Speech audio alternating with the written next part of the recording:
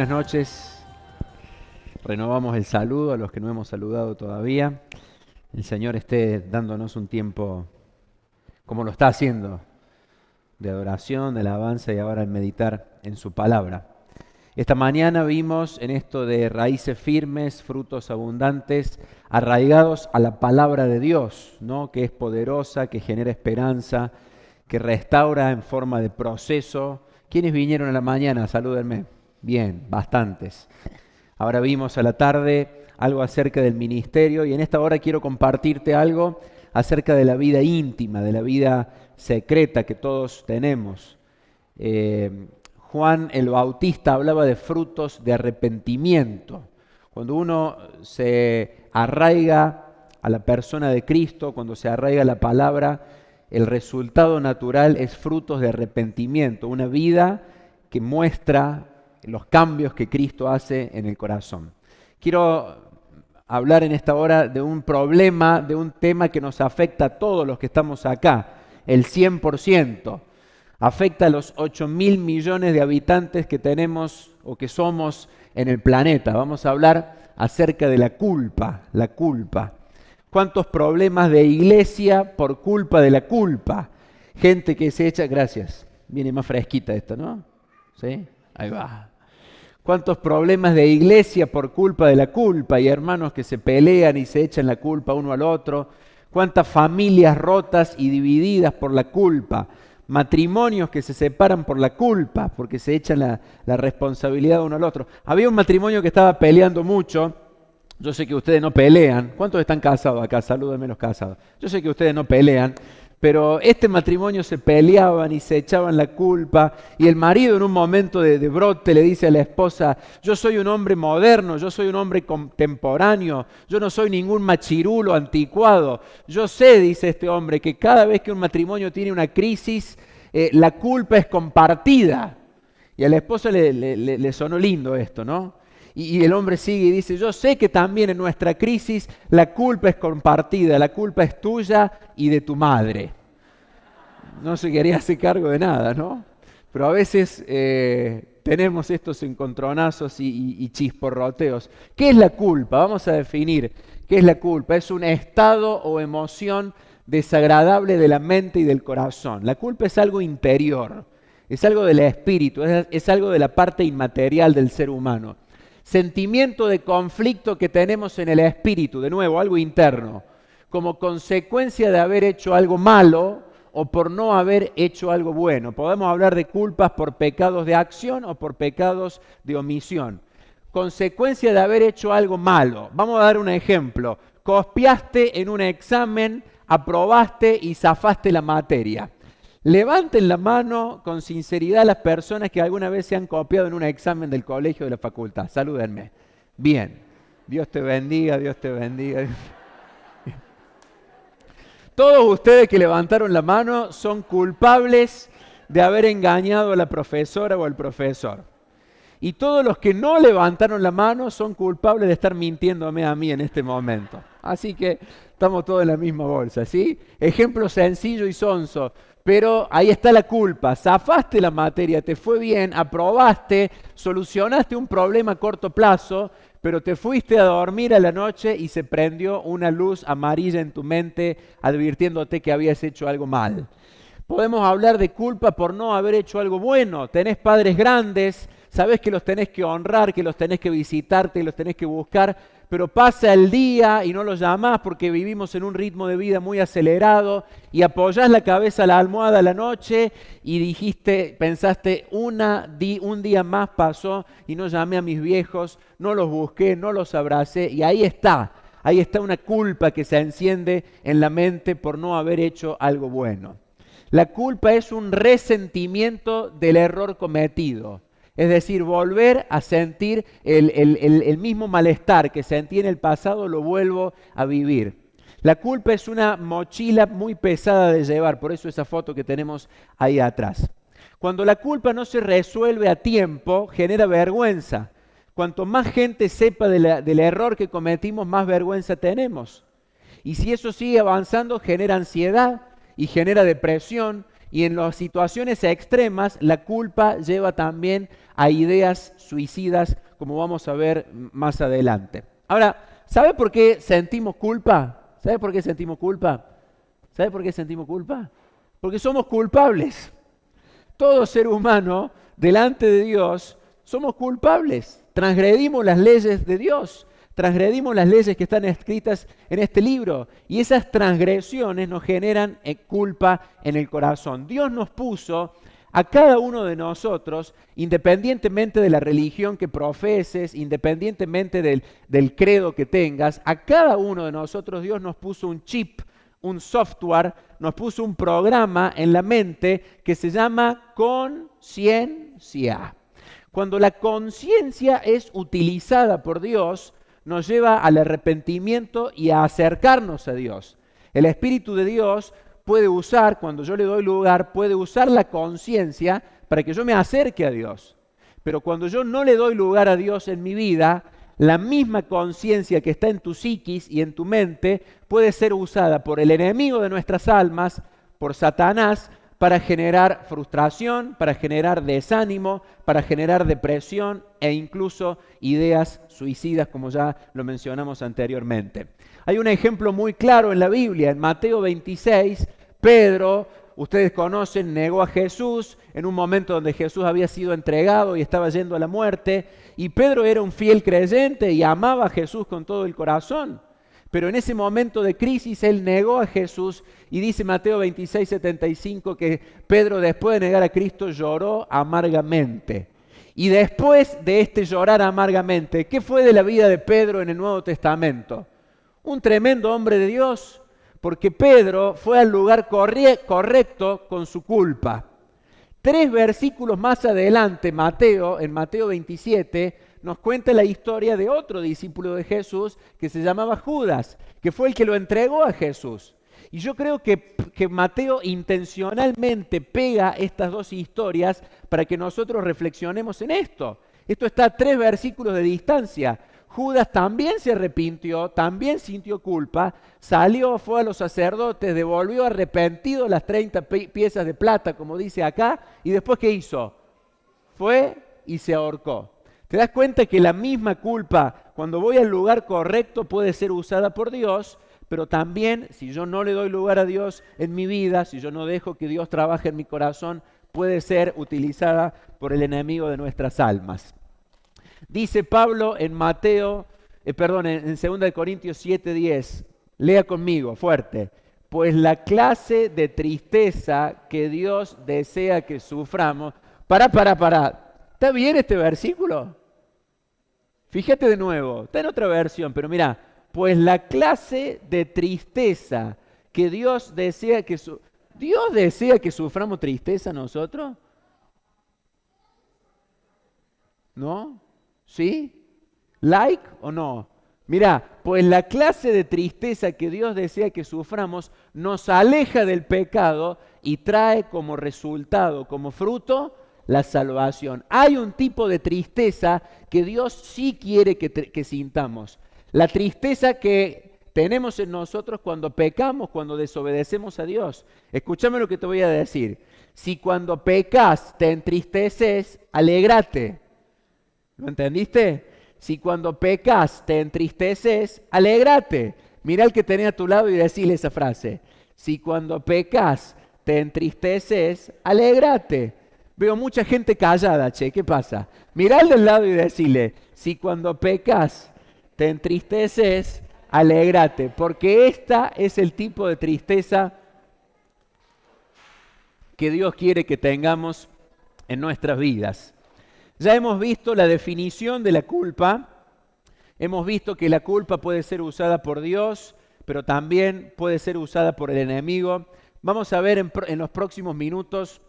No me voy a extender, se me borró el cronómetro. ¿Cuánto llevamos? Bueno, no me voy a extender, pero vamos a ver qué hacer con la culpa, porque dijimos que es un problema general. ¿A dónde vamos con nuestras culpas? Acompáñame al Salmo 32. Abrí tu Biblia en el Salmo 32. Dice allí, Masquil de David. 13 salmos son introducidos por este término, Masquil. Era una poesía contemplativa. El masquil es una poesía que no era obra de arte simplemente. David acá profundiza en un tema que tenemos todos, que es el tema de la culpa.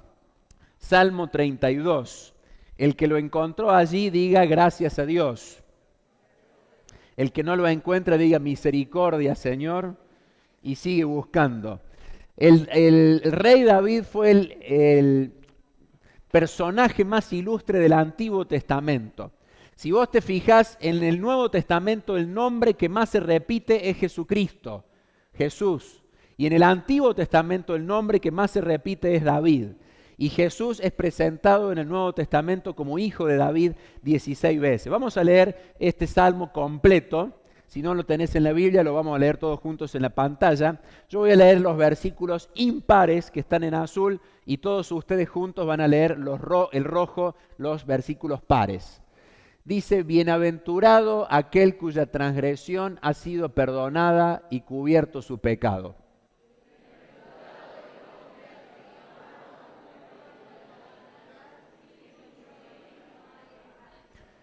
Salió bien sincopado. Vamos a tratar de que sea más unísono después. Mientras callé, se envejecieron mis huesos en mi gemir todo el día.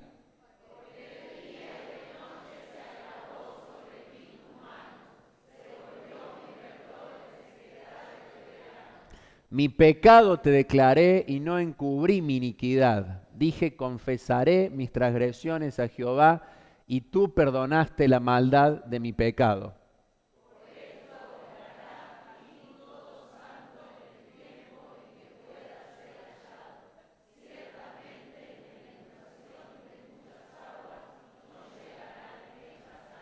Tú eres mi refugio, me guardarás de la angustia, con cánticos de liberación me rodearás.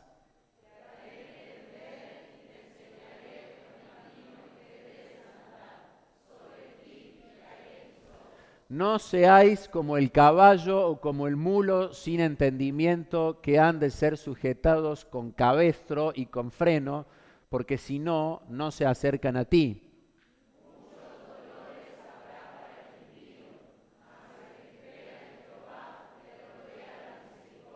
Alegraos en Jehová y gozaos justos y cantad con júbilo todos vosotros los rectos de corazón. La iglesia primitiva relacionó este salmo con el pecado de David y Betsabé. Usted conoce la historia. 50 años tenía David más o menos cuando cometió el peor pecado de su vida. Un día se asomó a la terraza del palacio y vio a una mujer que se estaba bañando, le gustó y le preguntó a su siervo, ¿quién es esta mujer? Y los siervos le picaron el boleto, como decimos en Córdoba, no sé si acá se dice. Y le dijeron, esta mujer es esposa de Urías Eteo, uno de los soldados más fieles que tenés. David no escuchó que esta mujer era casada, la mandó a traer, tuvo relaciones con ella, la dejó embarazada y después se quiso sacar de encima al esposo de esta mujer y lo mandó a matar. Lo puso en la primera línea de batalla, conocemos la historia, Urías Eteo murió y David trajo a esta mujer al palacio y se quedó con ella. Termina 2 de Samuel 11 diciendo, mas esto que David hizo fue desagradable delante de los ojos de Dios. 1 año pasó David como rey, como un rey muy respetado, un rey querido. Todos los pibes de Jerusalén se querían sacar una selfie con David, era el Messi de su época, todos lo amaban, era un rey muy respetado. 1 año pasó el rey David juzgando, impartiendo justicia, pero cargando esa tremenda culpa en su corazón, hasta que viene el profeta Natán, lo confronta por su pecado, conocemos la historia, y David nos cuenta en este salmo en primera mano lo que se siente cuando uno vive con la culpa y principalmente lo que se siente cuando Dios te saca el problema de la culpa de encima. ¿Cuál es la estructura del pasaje del salmo? El salmo empieza hablando no sobre la experiencia de la culpa, lo que se siente ser culpable. Pero versículo 1 al 5, versículo 6 al 11, David termina enseñándonos sobre la culpa. ¿Es lo mismo contar la experiencia que enseñar sobre algo? No. Cuando yo cuento la experiencia, cuento mis miserias. Pero cuando yo enseño sobre algo, estoy parado en una posición de autoridad, ¿o no? David de pronto pasa de contarnos de su miseria, de su llanto, de su dolor, de su tragedia, parece es que se sube a un púlpito, a un escenario, y empieza a enseñarnos y dice, por eso orará a ti. Y si yo lo tuviese a David acá, le diría, pero David, bájate del pony. Hasta recién estabas llorando por tu maldad, por tu miseria, y ahora estás enseñándonos de lo que se siente el perdón de Dios. Querido, esto es lo que vive cualquier persona cuando disfruta el perdón de Dios en primera mano. Todos los que formamos parte de la iglesia somos culpables, pero hemos encontrado en Cristo la solución, el perdón de nuestra culpa y de nuestro error. El apóstol Pablo dice algo parecido, dice, palabra fiel y digna de ser recibida por todos, que Cristo Jesús vino al mundo para salvar a los pecadores, de los cuales yo soy el primero, dice Pablo. Pero Pablo, ¿cómo que sos el primero de los pecadores? ¿Escribiste la mitad del Nuevo Testamento? ¿Escribiste 14 cartas o 13 si querés contar hebreos? Tus escritos y tus dichos han inspirado a lo largo de 2000 años de cristianismo a millones de personas en el mundo. ¿Cómo me vas a decir que sos el primero de los pecadores? Y Pablo dice, así es cuando Dios te quita la culpa. Yo soy culpable, pero en Dios encontré el perdón. Querido, esto nos tiene que quedar claro a todos. A mí no me daría la cara de estar parado acá diciéndote estas cosas si no tuviese bien en claro esto. Soy culpable, somos culpables, pero en Dios hemos encontrado la solución para nuestras culpas. Gracias a Dios por esto. Vamos a ver rápidamente 5 o 6 versículos del Salmo. No lo vamos a poder desmenuzar porque es muy largo, pero quiero mencionarte 3 cosas. Número 1, la universalidad de la culpa. Versículo 1 y 2. Segundo, los efectos de la culpa, versículos 3 y 4. Y en tercer lugar vamos a ver la solución para la culpa, versículos 5 y 6. ¿Sí? Rápidamente, después el Salmo sigue, pero nos quedamos con esa parte introductoria. En primer lugar, la universalidad de la culpa. Todo ser humano, como dijimos al principio, somos culpables, pecadores delante de Dios. Lea conmigo estos 2 versículos. Bienaventurado aquel cuya transgresión ha sido perdonada y cubierto su pecado. Bienaventurado el hombre a quien Jehová no culpa de iniquidad y en cuyo espíritu no hay engaño. 3 palabras usa David, inspirado por el Espíritu Santo, para hablarnos de la maldad del ser humano. Léala fuerte. De nuevo. Solamente las mujeres. Solo los hombres. Solteros. Casados. Todos juntos. ¿Usamos los seres humanos hoy en la sociedad moderna estas 3 palabras para hablar del pecado, para hablar de la maldad? No se usa mucho. Yo nunca vi a una barra brava enojada con el árbitro diciéndole árbitro transgresor. Nunca vi a un taxista en el centro de la ciudad enojado con otro sacando medio cuerpo por la ventanilla, sos un pecador. Nunca lo vimos eso. Ahora, cuando Dios inspira la Biblia, esto es la inspiración plenaria y verbal de la Biblia, confiamos que Dios se ocupó de dejar allí marcadas las palabras justas que hoy necesitamos leer nosotros. ¿Qué significan estas palabras? Transgresión es rebeldía en contra de las leyes de Dios. Esto es transgresión. El mundo en el que vivimos está regido por reglas, por leyes. ¿Te ponían reglas en tu casa cuando eras pibe? ¿Sí? ¿Y qué pasaba si no obedecías?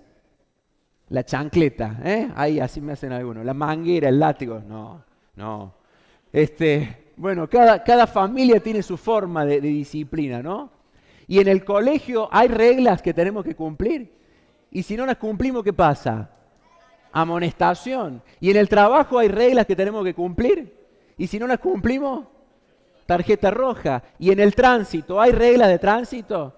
Y si no las cumplimos, la infracción y a nadie le gusta. Bueno, transgresión es ir en contra de las leyes de Dios. Este libro está lleno de reglas y de leyes protectoras. Dios nos pone reglas para cuidarnos. ¿Qué dice más la Biblia? ¿Sí o no? ¿Quién dijo no? ¿Quién es el negativo que dijo no? ¿Cuántas veces dice sí la Biblia? Cerca de 2000 veces. ¿Cuántas veces dice no la Biblia? Más de 6000 veces. Mencióname un no de la Biblia. Bueno, sí, si mata vas a estar en problemas, claramente. Decime otro no de la Biblia. No codiciarás, no robarás, no te unas en yugo desigual. No, no, no, no tendrás dioses ajenos. ¿Eh? No te olvides de mi ley. Cada versículo donde hay un no de Dios es un límite protector. Y si yo descuido esos límites protectores, van a venir consecuencias a mi vida. Esto es la transgresión. Pecado, ¿qué es pecado? Fracaso. Es no dar al blanco, es no alcanzar el estándar de Dios. Mira, por más alto que yo salte, nunca voy a poder agarrar el proyector porque no me alcanzan las fuerzas para llegar ahí. Esto es pecado. Tenemos un Dios muy alto, muy santo, muy sublime, muy bondadoso. Por nuestras propias fuerzas no podemos llegar. Esto es no dar a la talla de Dios. Iniquidad. ¿Qué es iniquidad? Perversidad, depravación, algo retorcido. ¿Te pasó alguna vez de escuchar un crimen, un abuso infantil, un crimen sádico en las noticias y decir, ¿en qué mente retorcida se planificó este plan maléfico? ¿Te pasó alguna vez de escandalizarte por algo que escuchaste? Bueno, esto es iniquidad. David nos muestra en este primeros 2 versículos del Salmo la universalidad de la miseria humana. ¿Cómo empieza el Salmo David? Dichoso, bienaventurado el que se compró una casa nueva. Así dice. Feliz al que Dios le ha sanado una enfermedad. ¿Así dice? No. David dice bienaventurado y dichoso a la persona a la que Dios le quita el pecado, la transgresión y la iniquidad. El pecado es universal. Hay otros textos de la Biblia que afirman esto, ¿no? Eclesiastés dice, no hay hombre justo en la tierra que haga el bien y nunca peque. Romano dice, por cuanto todos pecaron, estamos destituidos de la gloria de Dios. Déjame cerrar este punto con esto. El pecado universal que todos tenemos también es degenerativo y progresivo. ¿Sabe lo que significa esto?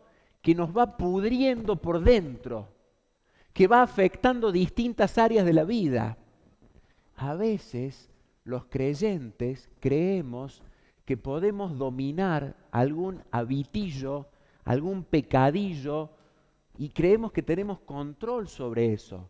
Te voy a dar una noticia, nadie puede controlar una situación que lleva al pecado, porque el pecado es degenerativo y es progresivo. Perdón por el ejemplo que te voy a dar, yo sé que no es agradable, pero vale para ilustrar el punto. Yo salgo a correr prácticamente todos los días. Tengo un circuito hecho donde corro 7 kilómetros en mi barrio y paso todos los días por las mismas veredas, saludo a los mismos vecinos, casi como un trastorno obsesivo compulsivo, ¿viste?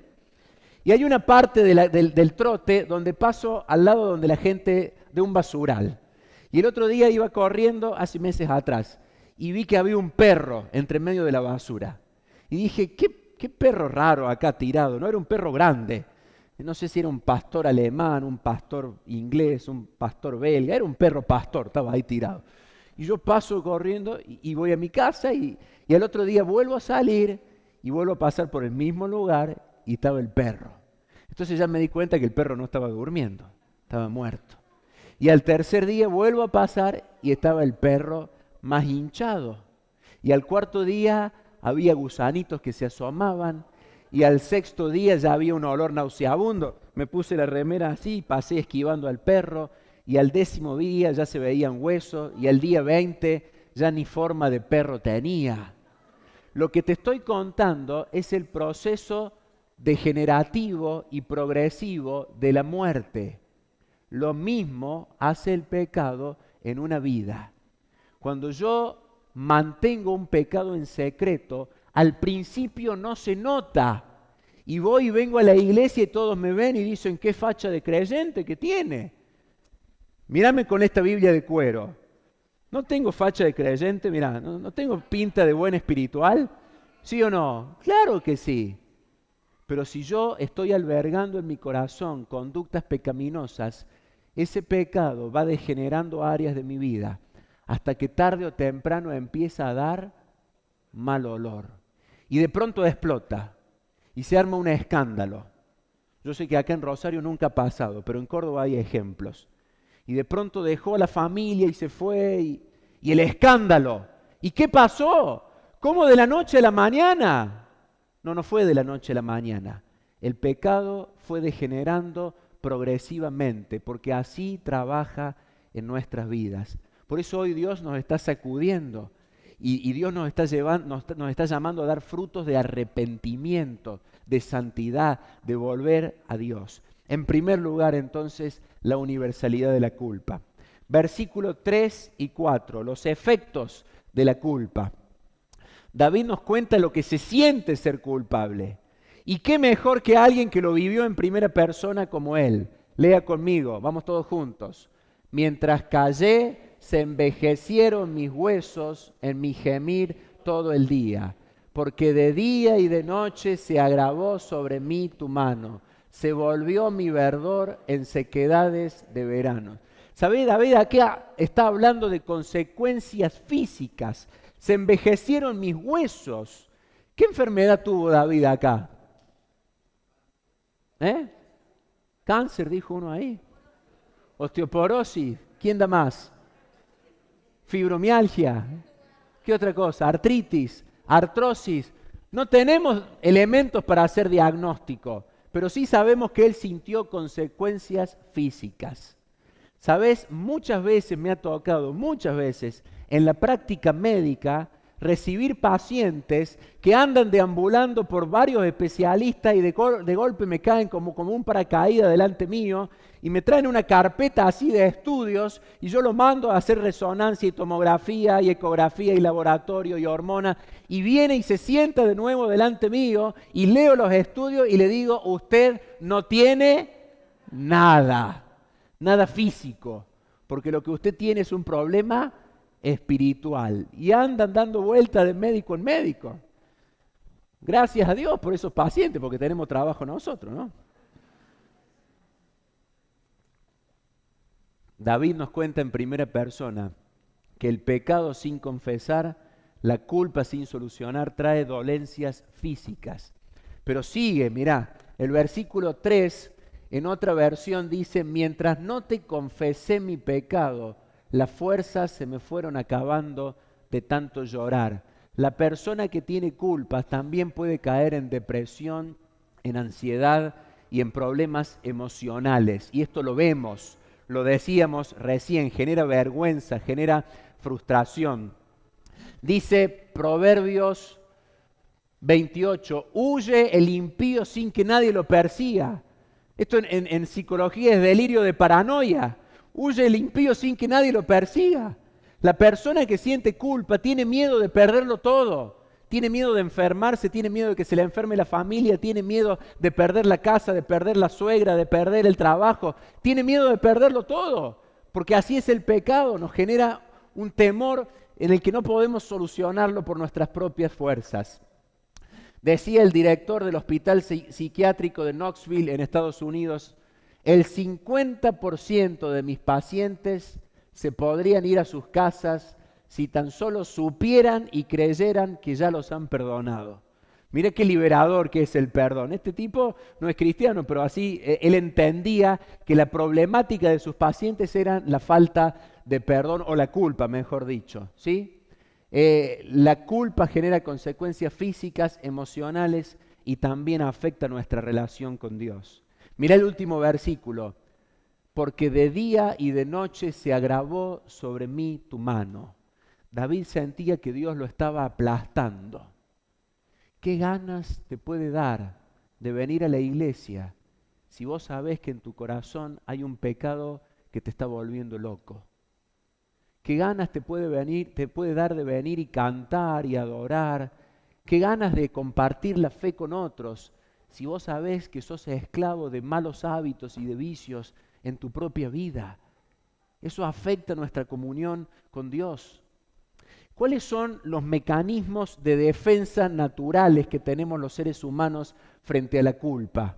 Porque la culpa es insoportable. El que lo sintió, o sea, todos, sabemos que la culpa no superada es insoportable. ¿Qué hacemos los seres humanos para zafar de la culpa? Mirá, te menciono rápidamente. Número 1, la negación. Cuando viene alguien y te confronta por un pecado cometido, lo primero que te brota es decir, ¿qué cosa? No, yo no lo hice. Mirá al otro, él es más pecador que yo. La negación. Negamos a veces delante de otros y a veces delante de nosotros mismos. Esta fue la grandeza de David. Por eso David fue un grande y un hombre conforme al corazón de Dios. Porque cuando vino Natán el profeta, él no negó su culpa. Vino el siervo de Dios y lo confrontó. ¿Y qué dijo David? Pequé en contra de Dios. Por eso en el Nuevo Testamento, Hechos 13, se lo sigue mencionando como un hombre conforme al corazón de Dios. ¿Sabes? Santo no es alguien impecable. Santo es alguien que lucha contra el pecado y cuando cae, se levanta a tiempo. Santo no es alguien impecable. La persona santa lucha contra el pecado con todas sus fuerzas, pero cuando cae y tropieza, se logra levantar a tiempo. Número 1, la negación. Número 2, la justificación. Es cuando tratamos de argumentar nuestra culpa. Hermano, yo le confieso, recuerdo momentos en mi vida donde he estado arrodillado orando consigo mismo, como dice el Señor, no el fariseo. He estado arrodillado orando, supuestamente confesando mi culpa, pero me doy cuenta que no estoy confesando, que estoy justificando delante de Dios mis miserias. Hasta que caigo en sí y me doy cuenta de la ridiculez que estoy haciendo y caigo postrado delante de Dios y le digo, Señor, perdóname, soy un cochino pecador, soy un miserable pecador. ¿Cómo voy a estar delante de Dios que lo sabe todo, tratando de argumentar y bueno, esto que hice, lo hice por esto y la presión y el mundo y la... Hay que derramar el corazón delante de Dios. La justificación no sirve. Tercero, la transferencia, ¿no? Estamos acostumbrados ahora, ¿no? Entrás a la billetera virtual y transferís. Y cuando viene alguien con una reprensión y te culpa de algo, ¿qué haces? Transferís también al otro. ¿Te acordás cuando Dios le dice a Eva, ¿por qué comiste del fruto? ¿Qué le dice Eva? La serpiente me engañó. Y cuando Dios va a Adán, ¿qué le dice a Adán? La mujer que vos me diste. Lo de Adán es tremendo. Hace una doble transferencia a Adán. Primero le dice a Dios, vos me diste, y segundo a Eva. O sea, Adán, impecable, ¿no? Un maestro total. Transferencia de culpas. ¿Cuántas veces caemos en esto de tratar de solucionar nuestras miserias y nuestras culpas argumentando y diciendo, y bueno, Señor, esto lo hice por la familia que me tocó. Ah, Señor, yo no puedo controlar mi boca, mi lengua no la puedo controlar. Ah, yo soy así. ¿Ma qué soy así? ¿Por qué te tenemos que aguantar así? Cámbialo delante de Dios. Señor, no lo puedo perdonar. Lo que me hizo mi esposo no lo puedo perdonar. Y transferimos la culpa. Yo he escuchado gente transfiriéndole la culpa a Dios. ¿Usted sabe esto? Hay gente que culpa a Dios de sus propias miserias. Tenía un paciente asmático, murió a los 55 años, con EPOC, enfermedad pulmonar obstructiva crónica. Fumaba como una chimenea, 60 cigarrillos por día. Entraba al consultorio prácticamente todas las semanas pidiéndome salbutamol. Doctor, deme salbutamol. Y yo un día le digo, ¿hasta cuándo va a fumar usted, Señor? El Señor me dice, hasta que Dios quiera, doctor, hasta que Dios quiera. Y yo le digo, ¿y qué culpa tiene Dios de que usted no pueda controlar el hábito? Y a veces culpamos a otros, a terceros y a Dios o al diablo. A veces le echamos la culpa al diablo también de nuestras propias situaciones. La transferencia. Cuarto, puse acá autocastigo. Hay gente que se siente tan culpable que se mete en religiones y en sistemas de altruismo y trata de ayudar a otros para sacar el problema de la culpa. Mirá lo que dice Pablo en Romano. Pero la gente no es considerada justa por sus acciones. ¿Qué son todas estas? ¿Qué son todas estas? Acciones. La gente no es considerada justa por sus acciones, sino por su fe en Dios, quien perdona a los pecadores. David también habló de lo mismo cuando describió la felicidad de los que son declarados justos sin hacer. ¿Qué son todos estos? Esfuerzos y acciones. Los esfuerzos y las acciones, ¿sirven para sacar la culpa? No, para nada. Oh, qué alegría para aquellos a quienes se les perdona la desobediencia. Hemos visto la universalidad de la culpa, los efectos de la culpa y termino en 5 minutos más mostrándote la solución para la culpa. Versículo 5, leemos todos juntos. Mi pecado te declaré y no encubrí mi iniquidad. Dije, confesaré mis transgresiones a Jehová y tú perdonaste la maldad de mi pecado. Dijimos que David empezó el Salmo contándonos sus experiencias de la culpa y que termina el Salmo enseñándonos sobre la culpa. Este versículo está en el medio. Estamos en el eje del Salmo, parados en el centro del Salmo. Y este versículo tiene la clave de la solución, hermano. Lo leemos todos juntos. Mi pecado te declaré y no encubrí mi iniquidad. Dije, confesaré mis transgresiones a Jehová y tú perdonaste la maldad de mi pecado. ¿Sabes? La solución, la llave para la solución es esta palabra, confesión. El Salmo no habla de ningún sistema de ritos ni de sacrificio. Los judíos tenían sacrificio en esa época. David no habla de nada de esto. No hay que meterse en religiones, no hay que buscar esfuerzos humanos. La clave es esta, confesión. Acá estamos en el centro del Salmo. Confesaré mis pecados a Jehová. ¿Cuántos confiesan sus pecados delante de Dios? Salúdenme. ¿Cómo confesás tus pecados delante de Dios? A la noche, cuando te estás durmiendo, Señor Jesús, si en algún momento del día hice algo que no te gustó, cosa que no creo, perdóname. Señor, si hoy vi algo que no te agradó, perdóname. ¿Sabes por qué muchos creyentes, verdaderos creyentes, personas salvas, ¿sabes por qué muchos creyentes por años arrastran culpas? Porque tienen una vida de confesión demasiado light, demasiado superficial. Acá David nos da la clave para una verdadera confesión. Déjame que te muestre 3 cosas. Mira, en primer lugar, una verdadera confesión llama al pecado por su nombre. David se hace cargo del pecado. ¿Cuáles eran las 3 palabras que repetimos al principio para hablar de la maldad del ser humano? De nuevo, transgresión, pecado, iniquidad. Mira el versículo 5. Mi pecado te declaré y no encubrí mi iniquidad. Dije, confesaré mis transgresiones a Jehová. ¿Te das cuenta de lo que está haciendo David? Le está agregando un adjetivo posesivo a esas 3 palabras. Mi pecado, mis transgresiones, mi iniquidad. Ya no está hablando de los pecados de la raza humana, la universalidad. No. Él se está haciendo cargo de su miseria. Hermano, si estás verdaderamente quebrantado delante de Dios, ponele nombre y apellido a tu pecado, a mi pecado. Señor, no puedo controlar mi lengua. Soy un chismoso, una chismosa. Hiero, lastimo, agredo a las personas. Mi pecado. Señor, soy adicto a la pornografía. Yo, Señor, mi pecado. Señor, desde que me hizo lo que me hizo, no puedo mirarlo más de la misma forma. Soy un rencoroso. Yo, Señor. No me importan los otros. Yo, Señor, mi pecado. Señor, soy un orgulloso.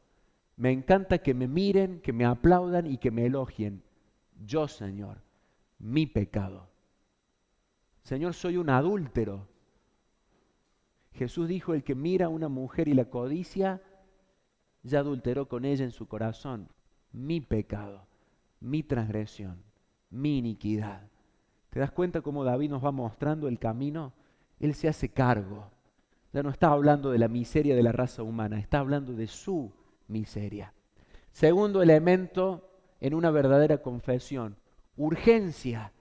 El que pecó y está arrepentido de verdad tiene urgencia por ir delante de Dios y solucionar su problema. No lo anda postergando y pateando. Versículo 6, lea conmigo. Por esto orará a ti todo santo en el tiempo en que puedas ser hallado. Hay un tiempo para acercarte a Dios. La paciencia de Dios es enorme. Dios te habla, te trae todos los domingos, te trata con su palabra, te enseña, te pone personas para que te pastoreen, para que te guíen. Pero si una y otra vez Dios te está mostrando cosas para solucionar y no las solucionas en tu vida, la paciencia de Dios puede llegar a un límite. Como dice Romanos 1, como ellos no aprobaron tener en cuenta a Dios, Dios los entregó a una mente reprobada. ¿Qué significa esto? Es como un padre que le dice a su hijo, haz lo que quieras.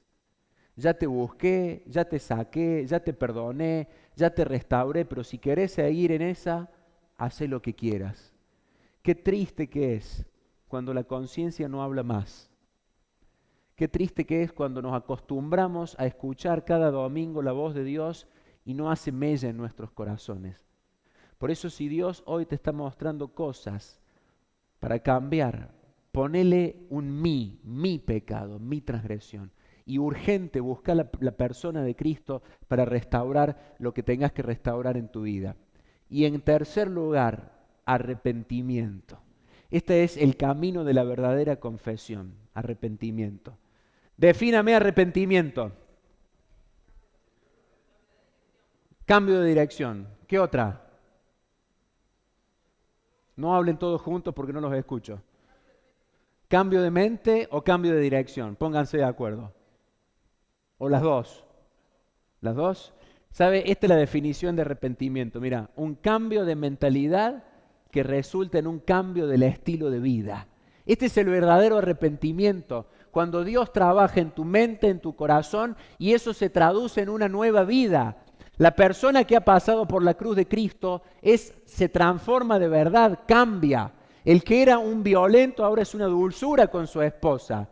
La suegra que era metiche ahora es un amor con la nuera. La nuera que era metepúa ahora es más buena que político en campaña electoral.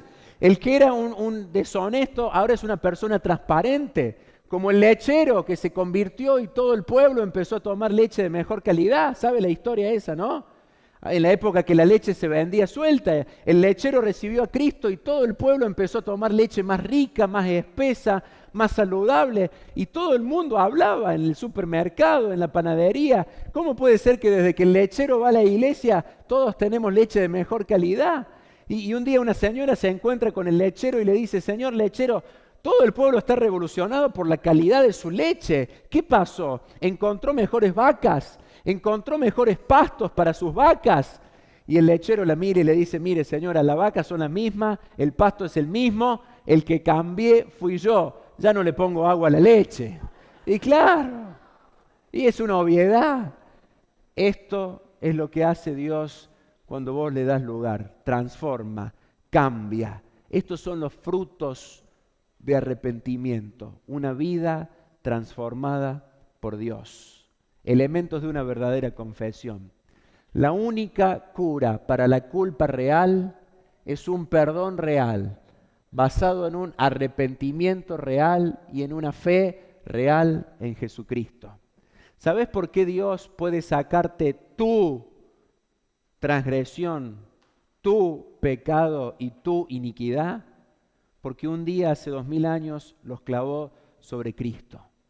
Dice la Biblia, mas él, Jesús, herido fue por nuestras rebeliones, fue molido por nuestros pecados. El castigo de nuestra paz fue sobre Jesús y por su llaga fuimos nosotros curados. ¿Tenés problemas de culpa en tu corazón? ¿Hay transgresiones, pecado e iniquidad? Hoy necesitas ir a la cruz de Cristo. Yo te voy a invitar a que recibas a Jesús si todavía no lo has hecho. Todos los rostros inclinados, por favor, en este momento. Ojos cerrados. Puede sonar una melodía suavecita en el teclado, en la guitarra, una música de fondo, para disimular un poquito el sonido ambiente. Y en este momento Dios está hablando a tu corazón. Haz el esfuerzo de no dormirte. Yo sé que cuando estás con los ojos cerrados y estás cansado te querés dormir. Pero probablemente el Espíritu de Dios ha hablado a tu vida por medio de su palabra. Si hay cargo de conciencia en tu corazón, si hay hábitos que no podés dominar por tus propias fuerzas, si hay iniquidad, transgresión, pecado, si hay debilidad en tu vida, hoy tenés que ir a la cruz de Cristo. Jesús nació hace 2000 años de la Virgen María, caminó 33 años sin cometer ni un solo pecado, ni una sola transgresión, ni una sola iniquidad. Pero fue a la cruz y derramó su sangre. Dice la Biblia que la sangre de Jesucristo, el Hijo de Dios, nos limpia de todo pecado. No existe pecado, por más grande que sea, que la sangre de Cristo no pueda borrar. Y si vos hoy estás acá es porque Dios quiere perdonar tu pecado, tu iniquidad, tu transgresión, como lo hizo un día en mi vida y en la vida de muchos de los que estamos acá. Pero para eso, confesión. Llama al pecado por su nombre. Hacete cargo, como hizo David en el Salmo. Segundo, urgencia. No lo dejes para mañana. Hoy es el tiempo. Tercero, arrepentimiento. Una verdadera transformación. Si querés recibir a Cristo en tu mente, no lo hagas en voz alta. Yo te voy a ayudar. Repetí estas palabras. En tu corazón, en tu mente. Decile: Señor Jesús, yo creo que en la cruz moriste por mí, que cargaste mi pecado, mi transgresión, mi iniquidad. Te pido que me ayudes a llevar una vida donde se vea el arrepentimiento. Hoy corro a la cruz, Jesús, me abrazo de la cruz. Que esa sangre que derramaste hace 2000 años recorra cada rincón de mi vida, transformándome y cambiándome. Dame la fuerza para vencer lo que por mi propia fuerza no puedo soltar. Estamos en esta actitud, no hay nadie viendo. Quiero saber cuántas personas por primera vez han orado de esta forma. Si has hecho esta oración, ahí donde estás, levanta tu mano y bájala si has recibido a Cristo. ¿Cuántos han orado así? Dios te bendiga, gracias a Dios. Gracias a Dios, qué bueno. ¿Alguien más ha orado de esta forma? Por primera vez en su vida. Dios te bendiga acá al costado. Dios te bendiga allá atrás. Gracias a Dios. No me preocupa para nada que te hagas evangelista, pero sí me preocupa que te lleves a Cristo en el corazón hoy. Pregunto por última vez, si todavía no has levantado la mano y lo querés hacer ahora para recibir a Cristo, podés hacerlo. ¿Alguien más? Señor, gracias por la cruz de Jesús. Honramos a nuestro Salvador que murió y resucitó para darnos una nueva vida. Señor, aquellos que somos tus hijos necesitamos volver a la cruz, hacernos cargo, Señor, de nuestras miserias para llevar vidas que te honren. Y te damos gracias por personas que hoy han manifestado recibir a Cristo. Clamamos para que sean decisiones genuinas y sinceras, Señor. Seguí trabajando, Señor, por medio de tu Espíritu. Yo te ruego que la torpeza de mi lengua no sea un obstáculo en esta noche para que el Espíritu obre generando transformación y restauración de vidas. Pedimos en el nombre del Señor Jesús estas cosas. Amén. Amén.